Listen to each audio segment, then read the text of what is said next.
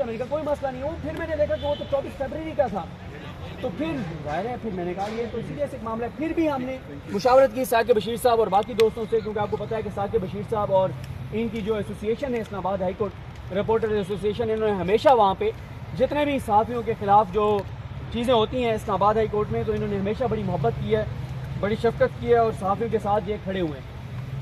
تو ثاقب بشیر صاحب اور ان کے تمام دوستوں اور ایسوسیشن کے لیے جو ہے وہ تالیاں. اچھا پھر یہ ہوا کہ ہم نے کہا ٹھیک ہے صبح کر لیں گے, شام کو تھوڑا سا احتیاط کریں گے اور کل جو ہے وہ رجوع کر لیں گے, کیونکہ فیصلہ محفوظ تھا. اور ہم کینٹین میں بیٹھے تھے تو پھر سورس کی کال آئی کہ آپ کو جو ہے وہ مسلسل, آپ اس وقت کینٹین میں بیٹھے ہیں, مسلسل وہاں سے رپورٹ کیا جا رہا ہے کہ آپ کے ساتھ کتنے لوگ ہیں, آپ کہاں بیٹھے ہیں.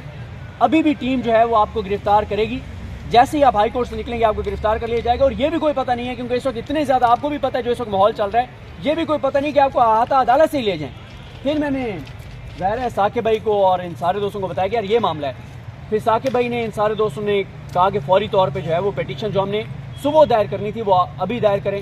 لیکن کیونکہ وہ ہوا یہ, کیونکہ نوٹس بہت لیٹ ملا تھا, یعنی بہت لیٹ مجھے ملا سورس کے ذریعے, آفیشلی تو مجھے ابھی تک بھی نہیں ملا. تو پھر یہ کیا گیا کہ وہ پیٹیشن میں تبدیلی کرتے کرتے, پرنٹ لیتے پہنچتے, اس وقت تک جو ہے وہ سماعت ممکن نہیں ہوئی.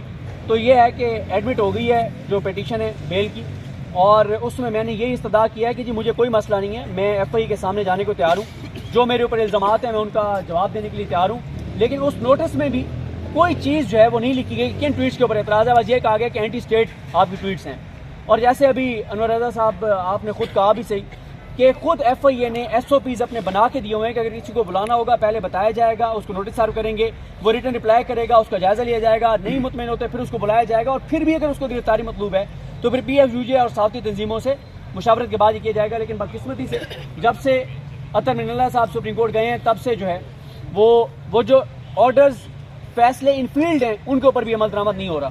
تو اب مختصر یہ ہے کہ صبح جو ہے وہ بیل پیٹیشن ہے اور بیل کی اپلیکیشن ہے, اور یہ ہے کہ بیل اس لیے کروا رہے ہیں کیونکہ وہ پرانا جو ہے وہ نوٹس ہے, اور یہ طریقہ کاری ایف آئی اے کا یہ ہے کہ پرانی تاریخوں میں نوٹس جاری کرتے ہیں, بعد میں گرفتار کر لیتے ہیں, پھر پتہ چلتا ہے جی کوئٹہ میں نکل آئی ہے, اندرون سندھ میں ایف آئی آر نکل آئی ہے مختلف جگہوں پہ. تو اس لیے جو ہے وہ بیل کے لیے اپلائی کیا ہے. اور میں جتنے بھی دوست یہاں پہ موجود ہیں ان میں سے بہت سے دوست ہیں جنہوں نے کالز کی, بہت سے دوست اس وقت پہنچے.